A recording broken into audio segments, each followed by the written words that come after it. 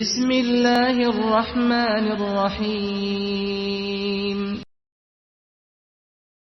السلام عليكم ورحمة الله تعالى وبركاته. الحمد لله رب العالمين والعاقبة للمتقين، الصلاة والسلام على سيدنا محمد وعلى آله وصحبه أجمعين، أما بعد. سبحانك لا علم لنا إلا ما علمتنا إنك أنت العليم الحكيم. رب اشرح لي صدري ويسر لي أمري واحلل عقدة من لساني يفقهوا قولي. ربي زدني علما. அல்லாஹ் சுப்ஹானஹு வ தஆலா நம் அனைவருடைய வருகைகளையும் தொழுகைகளையும் எல்லா விதமான அமல்களையும் அல்லாஹ் சுப்ஹானஹு வ தஆலா கபூல் செய்து கொள்வானாக. நம் அனைவர்களுடைய ஹலாலான ஹாஜாத்துகளை நாட்டங்களை அல்லாஹ் தஆலா ஹைரான முறையில் நிறைவேற்றி தருவானாக. யார் யாருடைய வாழ்க்கையிலே குடும்பங்களிலே என்னென்ன வகையான கஷ்டங்கள், சோதனைகள், பிரச்சனைகள், நோய், நெருக்கடி, துன்பங்கள், துயரங்கள், கடன்களிலே சிக்கொண்டு சிரமப்பட்டு கொண்டிருக்கிறார்களோ அனைவர்களுக்கும் அல்லாஹ் சுப்ஹானஹு வ தஆலா இந்த புனிதமான ஜும்ஆவின் பரக்கத்தால் கண்ணியமான, நிம்மதியான, சந்தோஷமான, பரக்கத்தான, நோய் நொடி இல்லாத, கடன் இல்லாத, ஈமான் சலாமத்தான வாழ்க்கையை வாழ அல்லாஹ் நாம் அனைவர்களுக்கும் நல்லுதவி செய்வானாக. கண்ணியமான அல்லாஹ்வுடைய நல்லடியார்களே, பெரியோர்களே, சகோதரர்களே, அல்லாஹ் சுப்ஹானஹு வ தஆலா அடியார்களாக நம்மை படைத்ததோடு விட்டு விடாமல் அவ்வப்போது நமக்கு தேவையான எண்ணற்ற பல நிஅமத்துகளை, அருட்கொடைகளை அவ்வப்போது அல்லாஹ் தஆலா நம் அவர்களுக்கு அல்லாஹ் தந்து கொண்டிருக்கின்றான். இந்த உலக வாழ்க்கை நாம் வாழ்வதற்காக வரவில்லை, மாறாக ஒரு வாழ்க்கையை தயாரிப்பு செய்வதற்காக வந்திருக்கின்றோம். அல்லாஹ் சுப்ஹானஹு வ தஆலா நமக்கு உண்மையான வாழ்க்கையை, மரணத்துக்கு பிறகுள்ள வாழ்க்கை தான் உண்மையான வாழ்க்கை. நபி ஸல்லல்லாஹு அலைஹி வஸல்லம் அவர்கள் சொன்னார்கள், அல்லாஹும்ம லா ஐஷ இல்லா ஐஷல் ஆখিরাহ. யா அல்லாஹ், வாழ்க்கை என்பதே கிடையாது, மறுமையுடைய வாழ்க்கையை தவிர இந்த உலக வாழ்க்கை ஒரு வாழ்க்கையே கிடையாது. இது ஒரு வாழ்க்கையை தயாரிப்பு செய்வதற்காக வந்திருக்கிறோம். உண்மையான வாழ்க்கை ஆখিরাহ. இந்த உலகத்துல, இதே ஊர்ல, நம்ம இருக்கிற இந்த வீட்டுல எத்தனையோ பேர் வாழ்ந்துட்டு போயிட்டாங்க. எத்தனையோ கோடீஸ்வரர்கள், எத்தனையோ ஆட்சியாளர்கள், எவ்வளவு வசதி படைத்த பெண்கள், எத்தனையோ பொறாமைப்படத்தக்க மக்கள் வாழ்ந்துட்டு போயிட்டாங்க. இன்று நாம் இருக்கின்றோம். நம்மளுடைய அவகாசம் முடிந்தவுடன் நாமளும் சென்று விடுவோம். இந்த உலகம் யாருக்கும் நிரந்தரம் கிடையாது. இந்த உலகத்துல வந்தவங்க யாரும் நிரந்தரமா வாழ்ந்ததும் கிடையாது, வாழ போறதும் கிடையாது. ஆனால் மௌத்துக்கு பிறகுள்ள வாழ்க்கை அது நிரந்தரமான வாழ்க்கை, முடிவே இல்லாத வாழ்க்கை. அதை பத்தி தான் நம்ம உண்மையிலே கவலைப்படணும். இந்த உலகத்துல வர்ற கஷ்டத்தை பெரிய கஷ்டமா நினைக்க கூடாது. இந்த உலகத்துல வர்ற சந்தோஷத்தை பெரிய சந்தோஷமா நினைக்க கூடாது. ஒரு கஷ்டம் வந்துச்சுன்னு சொன்னா அந்த கஷ்டத்தை நினைச்சிட்டு இருக்காம மரணத்துக்கு பிறகுள்ள ஆখিরাத்துடைய கஷ்டத்தை முன்னாடி கொண்டு வந்தா இந்த கஷ்டம் ஒண்ணு இல்லாம போயிடும். ஒரு சந்தோஷத்தை அனுபவிக்கிறோம், ஒரு ரொம்ப இன்பமா இருக்கிறோம். இந்த இன்பத்துக்கு முன்னாடி மரணத்துக்கு பிறகுள்ள ஆখিরাவுடைய சந்தோஷத்தை நினைச்சப்படி சொன்னா இந்த சந்தோஷம் ஒண்ணு இல்லாம போயிடும். உண்மையிலே சந்தோஷப்படுறது ஆখিরাத்துக்கு பிறகுள்ள வாழ்க்கையை பத்தி. அதே மாதிரி அல்லாஹ்வுடைய நல்லடியார்களே, இந்த உலக வாழ்க்கையில சஹாபாக்கள் நமக்கு ஒரு அழகான ஒரு முன்மாதிரியாக அல்லாஹ்வின் குர்ஆன்ல சொல்றான். வஸ்ஸாபிகூனல் அவ்வலூன மினல் முஹாஜிரீன வல் அன்சார். சஹாபாக்கள், அன்சாரிகள் என்று சொல்லக்கூடிய மதீனாவாசிகள், முஹாஜிர்கள் என்று சொல்லக்கூடிய மக்கா வாசிகள், அவர்களை யாரெல்லாம் பின்பற்றுவார்களோ சஹாபாக்களை பின்பற்றி நடக்கும். அல்லாஹ் குர்ஆன்ல சொல்றான், வல்லதீன தபஊஹும் பிஇஹ்சான். யார் அந்த சஹாபாக்களுடைய நல்ல விஷயத்தை பின்பற்றி நடப்பார்களோ அவர்களுக்கு நான் சொர்க்கத்தை கொடுப்பேன் என்று அல்லாஹ் தஆலா குர்ஆன்ல சர்டிபிகேட் அல்லாஹ் சொல்றான். அதனால கண்ணியமான அல்லாஹ்வுடைய நல்லடியார்களே, அந்த சஹாபாக்களுடைய வரிசையிலே நாம் இதுவரையிலும் அல்ஹம்துலில்லாஹ் 3 சஹாபாக்களை பற்றி பார்த்தோம். சென்ற வாரம் உஸ்மான் ரலியல்லாஹு அன்ஹு அவர்களை பற்றி பார்த்தோம்.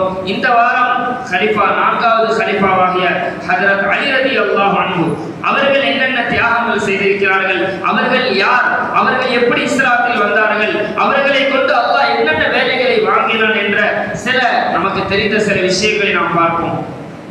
அலி ரலியல்லாஹு அன்ஹு 9 வயதில் இஸ்லாத்தை ஏற்றுக்கொண்டார்கள். நபி ஸல்லல்லாஹு அலைஹி வஸல்லம் காலத்துல பெண்களில் முதலாவதாக இஸ்லாத்தை ஏற்றவர்கள் கதீஜா ரலியல்லாஹு அன்ஹா. பெரியவர்களில் முதலாவதாக இஸ்லாத்தை ஏற்றவர்கள் அபூபக்கர் ரலியல்லாஹு ஆண்களே. மேலும் சிறியவர்களில் இஸ்லாத்தை ஏற்ற முதலாவது நபர் ஹஜ்ரத் அலி ரலியல்லாஹு அன்ஹு. 9 வயதுல என்ன செஞ்சாங்க? அவங்க இஸ்லாத்தை ஏற்றாங்க. அலி ரலியல்லாஹு எங்க பிறந்தாங்க அப்படின்னு சொன்னா, உலகத்துல யாருமே இதற்கு முன்னாடி பிறந்ததும் கிடையாது, இனி இதற்கு பிறகு பிறக்க போறதும் கிடையாது. அலி ரலியல்லாஹு காபா உள்ளங்க பிறந்தாங்க. காபா உள்ளங்க அவங்களுடைய தாயார் காபாவுல வலம் சுத்தி வரக்கூடிய நேரத்துல, அந்த நேரத்துல காபத்துள்ள உள்ளங்க அலி ரலியல்லாஹு பிறந்தாங்க. நபி ஸல்லல்லாஹு அலைஹி வஸல்லம் சொன்னாங்க அலி ரலியல்லாஹு பார்த்து, அலியே நீங்க அல்லாஹ் எனக்கு உங்களை எந்த அளவுக்கு தந்திருக்கிறான்னு சொன்னா, மூசா அலைஹிஸ்ஸலாத்துக்கு பெரிய ஒரு உதவியாக எப்படி அல்லாஹ் ஹாரூன் அலைஹிஸ்ஸலாத்தை ஒரு நண்பராக ஒரு துணையாக உதவியாக அல்லாஹ் ஆக்கினானோ, அலியே நீங்க அந்த மாதிரி எனக்கு அல்லாஹ் தஆலா ஹாரூன் அலைஹிஸ்ஸலாத்துக்கு என்ன கொடுத்த மாதிரி மூசா அலைஹிஸ்ஸலாத்துக்கு எனக்கு அல்லாஹ் உங்களை தந்திருக்கிறான்னு சொல்லி சொன்னாங்க. மேலும் சொன்னாங்க நபி ஸல்லல்லாஹு அலைஹி வஸல்லம் அலி ரலியல்லாஹு அன்ஹு, அதாவது ஒரு தடவை அவங்களுக்கு திருமணம் முடிக்கிற வயது வந்துருச்சு. ஃபாத்திமா ரலியல்லாஹு அன்ஹா தான் மனைவியாக இருக்கிறாங்க. ஃபாத்திமா ரலியல்லாஹு அன்ஹாவை பல பேர் பெண் கேட்டாங்க. ஹஜ்ரத் அபூபக்கர் ரலியல்லாஹு அன்ஹு கேட்டாங்க, யா ரசூலல்லாஹ் உங்களுடைய மகள் ஃபாத்திமாவை எனக்கு நீங்க நிக்காஹ் செஞ்சு தாங்க. நபி ஸல்லல்லாஹு அலைஹி வஸல்லம் அமைதியா இருந்துட்டாங்க. உமர் ரலியல்லாஹு வந்தாங்க, யா ரசூலல்லாஹ் உங்களுடைய மகள் ஃபாத்திமாவை எனக்கு நிக்காஹ் செஞ்சு தாங்க. இன்னஹா சகீரா, நீங்க பெரியவங்க, ஆனா ஃபாத்திமா ரொம்ப சின்ன பிள்ளை, உங்களுக்கும் நான் கொடுக்க முடியாது, சும்மா இருந்துட்டாங்க. இந்த பேச்சு நடக்கிற எல்லாரும் போட்டி போடுறாங்க. அதாவது யாரு? அதாவது நபி ஸல்லல்லாஹு அலைஹி வஸல்லம் மகள் ஃபாத்திமா யாரு? அவங்க இளவரசி, நபியுடைய மகள், அரசருடைய மகளை முடிக்கிறது எவ்வளவு பெரிய விஷயம். அதுவும் அல்லாஹ்வுடைய ரசூல் அவங்களுடைய மகளுக்கு நான் மருமகனா போறதுங்கிறது எவ்வளவு பெரிய பாக்கியம். எல்லா சஹாபாக்களும் போட்டி போடுறாங்க. இந்த நேரத்துல அலி ரலியல்லாஹு அன்ஹு அவங்கள்ட்ட ஒருத்தவங்க வந்து சொன்னாங்க, அலியே நீங்க போய் எல்லாரும் கேட்கிறாங்க நபிகிட்ட, ஃபாத்திமாவை பெண் கேட்டு போறாங்க, நீங்களும் போய் கேளுங்க. இல்ல நான் எப்படி அந்த ஏன் மன்னருடைய மகளை முடிக்கிறதுக்கு என்கிட்ட என்ன இருக்குது? நான் ஒரு ஏழப்பட்ட புள்ள, நான் ஒரு சாதாரணமானவன், என்கிட்ட பெருசா ஒண்ணுமே இல்லை, நான் போய் எப்படி நான் கேட்டா கொடுப்பாங்களா? இல்ல நீங்க போய் கேளுங்க. இவங்களுக்கிட்ட தயக்கமாக இருக்குது. இருந்தாலும் 4 பேர் சொன்னதை வச்சு அலி ரலியல்லாஹு அன்ஹு ரசூலுல்லாஹி ஸல்லல்லாஹு அலைஹி வஸல்லம் அவங்களுக்கு முன்னாடி போய் நிக்கிறாங்க. ஆனா பேசுறதுக்கு தயக்கமா இருக்குது. நபியாக அலி ரலி அவங்களா முன்கூட்டியாக பேசல, சும்மா நின்றாங்க. கேட்டாங்க ரசூலுல்லாஹி ஸல்லல்லாஹு அலைஹி வஸல்லம், அலியே எதுக்கு வந்தீங்க? என்ன நோக்கத்துக்காக வந்திருக்கிறீங்க? அமைதியா இருந்தாங்க. நபி ஸல்லல்லாஹு அலைஹி வஸல்லம் அவங்களே கேட்டாங்க, என்ன அலியே என்னுடைய மகள் ஃபாத்திமாவை பெண் கேட்டு வந்துக்கிறீங்களா? அல்லாஹ் தஆலா நபியுடைய உள்ளத்துல நெருக்கப்படுத்திட்டோம். இவங்க ஒண்ணுமே வாயை திறந்து கேட்கல, உள்ளத்துல தயக்கத்தோடு இருக்கிறாங்க. நபியாவே கேட்டாங்க, அலியே என்னுடைய மகள் ஃபாத்திமாவை பெண் கேட்டு வந்துக்கிறீங்களா? ஆமான்னு தலையை அசைச்சாங்க. உடனே சொன்னாங்க ரசூலுல்லாஹி ஸல்லல்லாஹு அலைஹி வஸல்லம், அலியே உங்கள்கிட்ட என்ன இருக்குது? என் மகளை நிக்காஹ் செய்யறதுக்கு மகராக கொடுக்க, போய் ஏதாச்சும் எடுத்துட்டு வாங்க அப்படின்னா சொன்னாங்க. யா ரசூலல்லாஹ் மகராக கொடுக்கறதுக்கு என்கிட்ட ஒண்ணுமே இல்லை யா ரசூலல்லாஹ். எந்த காசோ பணமோ தீனாரோ திர்ஹமோ ஒன்றுமே இல்லை யா ரசூலல்லாஹ். இல்லை அலியே கொஞ்சம் நல்லா யோசனை பண்ணுங்க, ஏதாச்சும் இருந்தா கொண்டு வாங்க.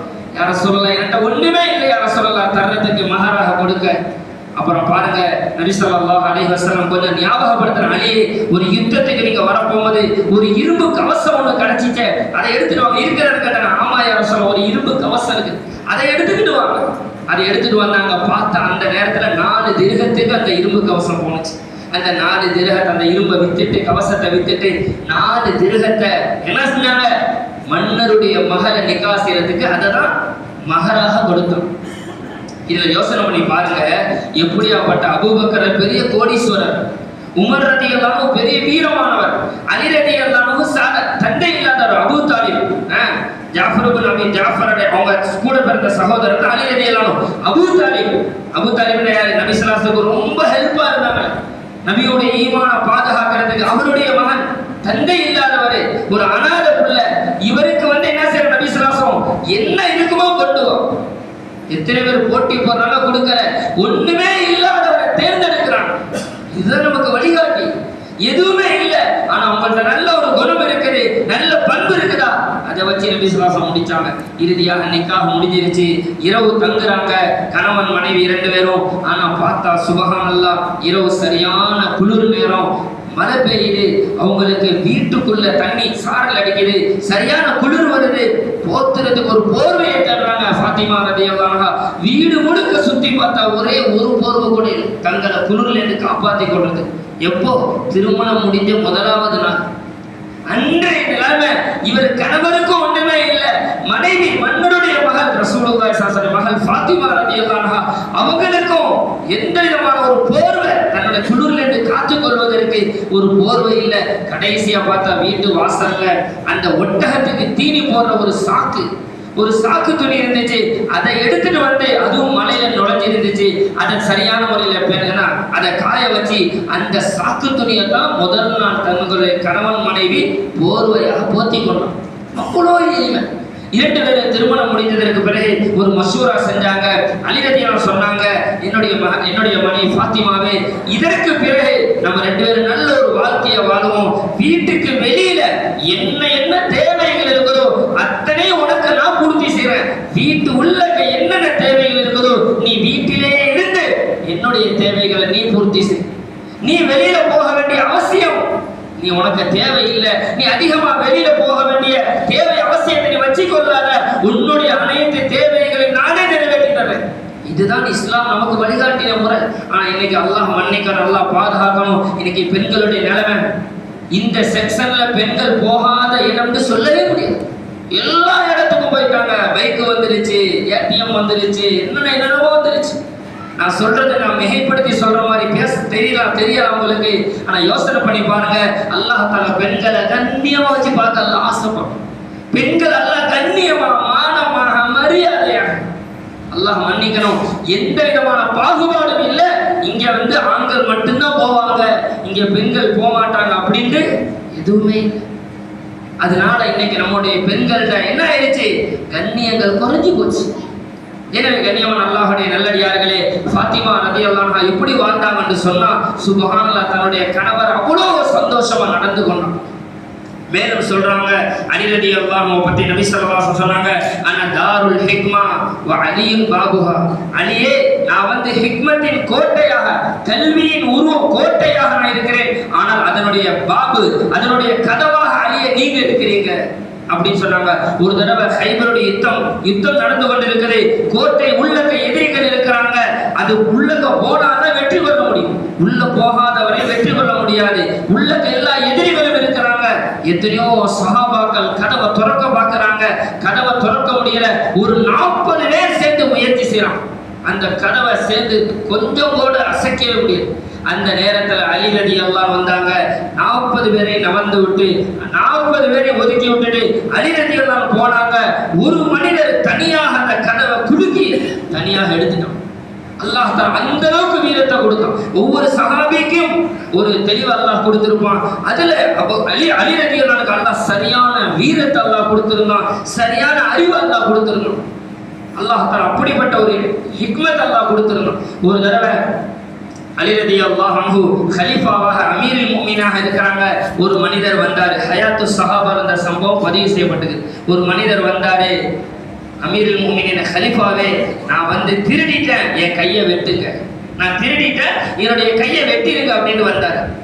உடனே கேட்டாங்க, கொஞ்சம் யோசனை பண்ணி சொல்லுப்பா, உண்மையிலே திருடிட்டி? ஆமா, நான் வெட்டிட்டேன். சரி, இங்கே நில்லு, நான் போயிட்டு வந்துடுறேன் அப்படின்னு சொல்லிட்டு அந்த கையை வெட்டுறவன், அதாவது இன்னைக்கு இருக்குது, திருடுனாக்க கையை வெட்டணும். திருமணத்துக்கு பிறகு விபச்சாரம் சென்று அவரை கொலை செய்யணும். இதான் ஷரியத்துடைய சட்டம். இஸ்லாமிய ஆட்சியாக இருந்தால் இன்னைக்கு அரபு நாட்டில் நம்மள பார்த்திருப்போம், கேள்விப்பட்டிருப்போம். அந்த அடிப்படையில அலி ரலியல்லாஹு அன்ஹு அவரை சொன்னாங்க, நீ நல்லா யோசனை பண்ணு சொல்லிட்டு அந்த கையை வெற்றவர்கிட்ட நீ வெட்டக்கூடிய அந்த ஆயுதத்தையும் எடுத்துட்டு வாங்கன்னு சொல்லிட்டு அலி ரலியல்லாஹு கொஞ்சம் போயிட்டான். போனாங்க. அவர் வெற்றவங்களும் வந்துட்டாங்க. அலி ரலியல்லாஹு போயிட்டு கேட்டாங்க, என்னப்பா நீ வெட்டினியா, திருடினியா அப்படின்னு சொல்லி கேட்டான். இல்ல, நான் திருடல. திருடலையா? இல்ல, திருடல. அப்ப விட்டுருங்க, போங்க அப்படின்னா. பக்கத்துல நின்றவங்க ஆச்சரியப்பட்டு போயிட்டாங்க.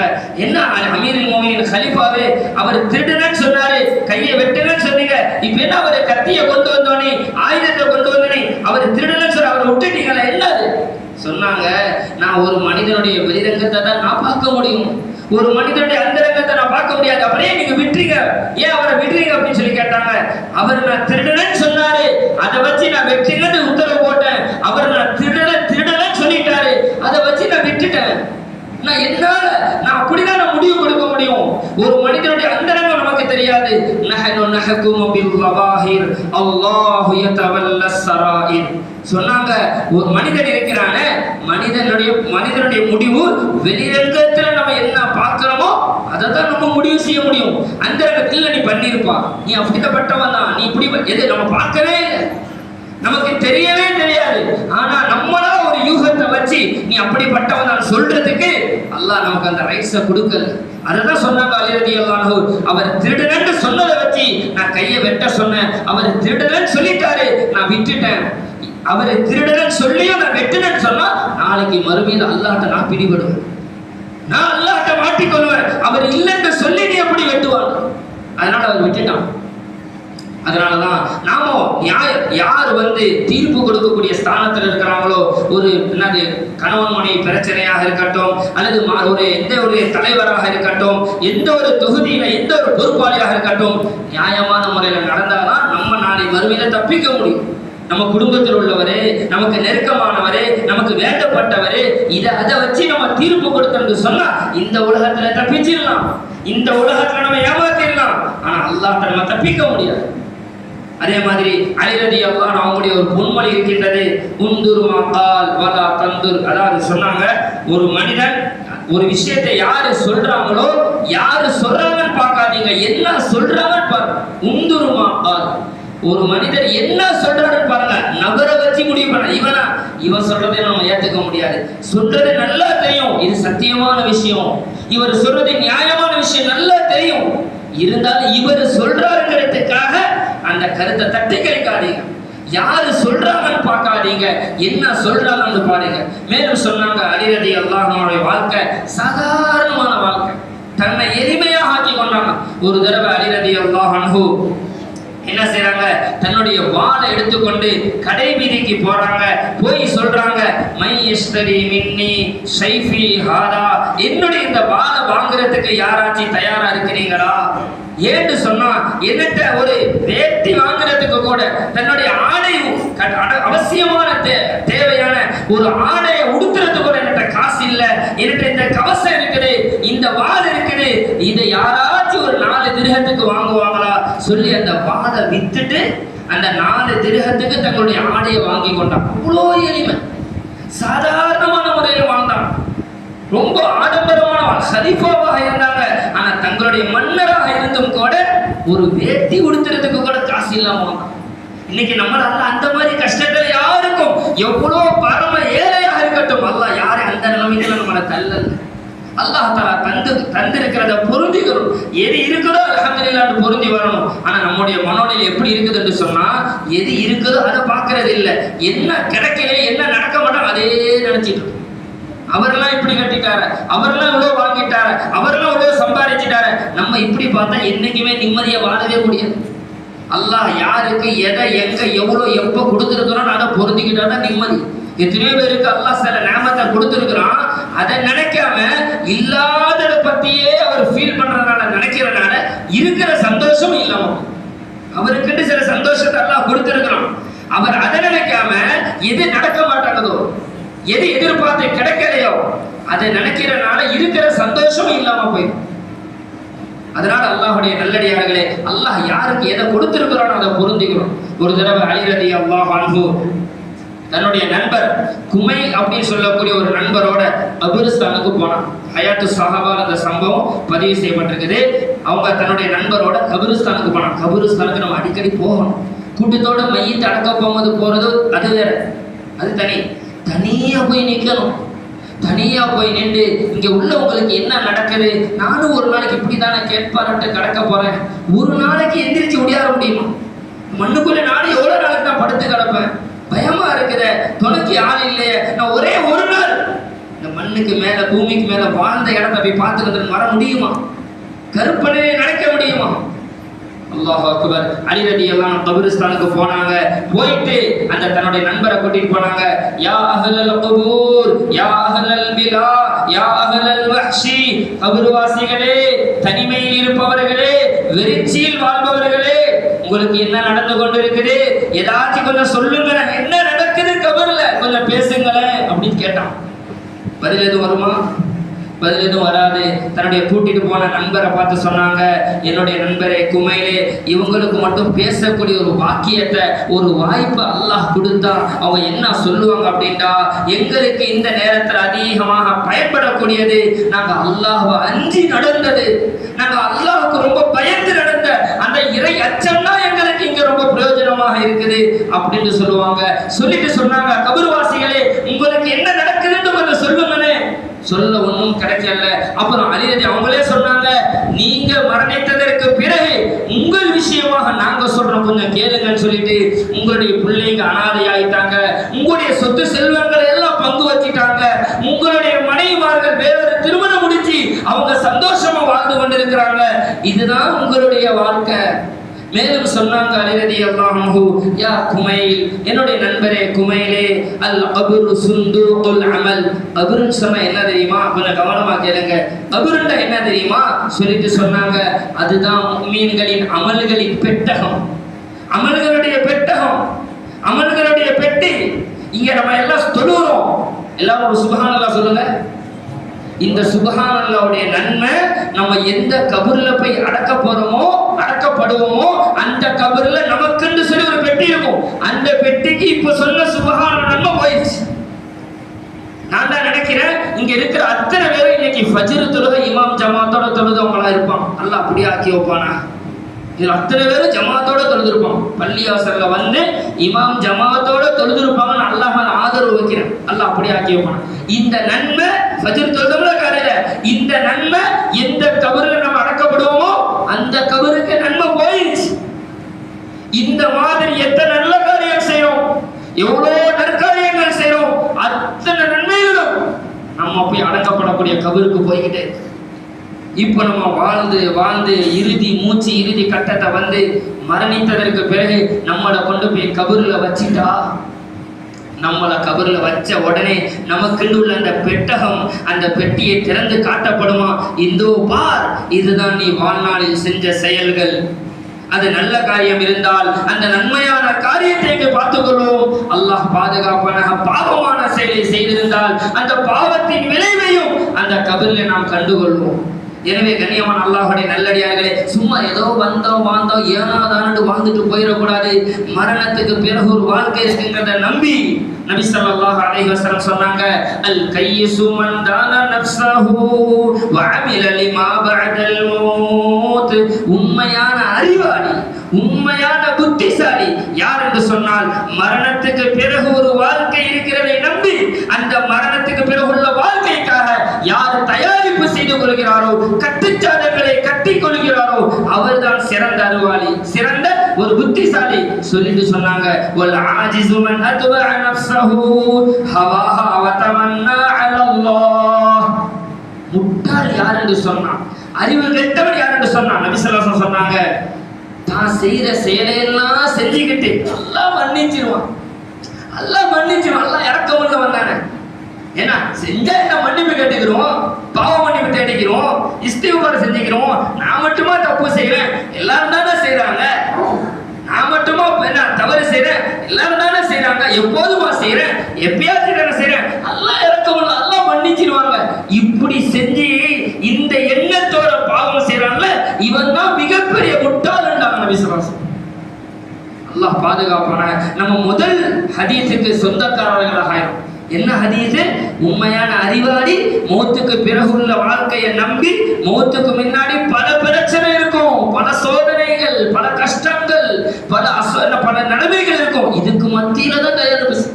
எனவே அல்லாஹ்வுடைய நல்லடியார்களே, அப்படிப்பட்ட நன்மக்களாக நாம் வாழ வேண்டும் என்று ஆசைப்படுவோம், நியத் வைப்போம், துஆ செய்வோம், முயற்சி செய்வோம். அந்த சஹாபாக்களை உள்ளத்தால நேசிக்கணும். அந்த சஹாபாக்களுடைய வாழ்க்கையிலோட நன்மையான காரியங்களை பின்பற்றி நடப்பதற்கு நாம் முயற்சி செய்ய வேண்டும். வல்ல ரப்புல் ஆலமீன் எந்தெந்த நன்மையான காரியங்களை பேசக்கூடிய கேட்கக்கூடிய வாய்ப்பை அல்லாஹ் தந்தானோ அதை விட அதிகமாக அமல் செய்யக்கூடிய பாக்கியத்தை அல்லாஹ் நமக்கும் நம்முடைய சந்ததிகளுக்கும் அல்லாஹ் நசீபாக்கி தருவானாக. இந்த விஷயங்களை நாம் நம்முடைய குடும்பத்தார்கள், நண்பர்கள், பிள்ளைகள், மனைவி மக்கள் எல்லோருக்கும் எத்தி வைப்போமாக. வாஹிர் தஅவானா அல்ஹம்துலில்லாஹி ரப்பில் ஆலமீன். அஸ்ஸலாமு அலைக்கும் வரஹ்மத்துல்லாஹி வபரகாத்துஹு.